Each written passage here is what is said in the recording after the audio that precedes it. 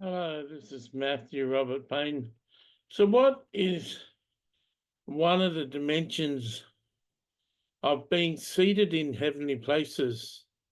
I've been doing an interview with God over, we're into the fifth book now. So, we've done four books, and book number one and book number two are published so far. We're working on book three and four, and it's called God's Last Days Message to His Children. And each of the book are made up of 21 questions that we ask God, and God speaks. And I've been learning a lot about heaven, a lot how the kingdom operates, and a lot about God. And I've come to learn through the interviews that there's seven realms in heaven, seven major realms in heaven. There's realm number one, which 90% of Christians end up in. Then there's realm number 2, 3, 4, 5, 6, and 7. And 7 is the highest realm. And up in realm 7, King David and Elijah and Moses and Enoch, they're all in realm 7. You can't really get to heaven and walk down the street and meet Moses and Enoch or Paul, the Apostle Peter. They're all in realm 7, and you'd only get to meet them by requesting the Holy Spirit that you could meet them. But they live together, and they live in community together, and they mix and socialize together because they're in another realm, they're in another level. So one part of speaking from heavenly places, or being seated in heavenly places, is that you've got reward on earth, and the Lord seats you in your heavenly realm. And 90% of the Christians are in realm 1, like I said.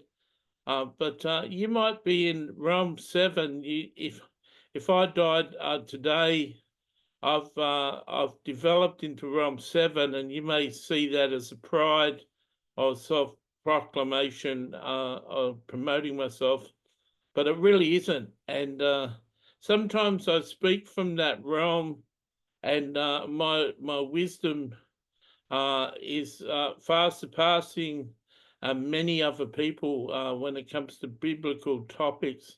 And I've got to try and speak from realm number 1, but I don't always achieve it. One aspect of being seated in heavenly places also is being able to interact with saints in heaven, being able to meet with them and talk to them and converse with them and even interview them. I've got a playlist with over 100 videos on it on YouTube on my channel called Mentoring in the Heavenlies. And we've interviewed about 100 saints from heaven, and I've interacted with them, and my friend has asked questions, and the saints have answered the questions through my voice. And having the ability to do that, what our New Age would call that channeling, being able to channel the voice of a saint, is one of the privileges of being seated in heavenly places. Another advantage of being seated in heavenly places is having the ability to converse and fellowship with your mother who's passed away, or any other relative that's passed away.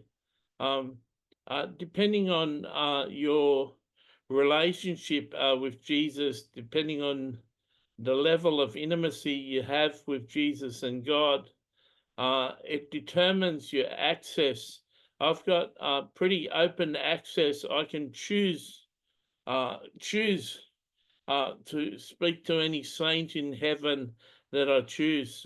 As people die on Earth, like Billy Graham died on Earth, and John Paul Jackson.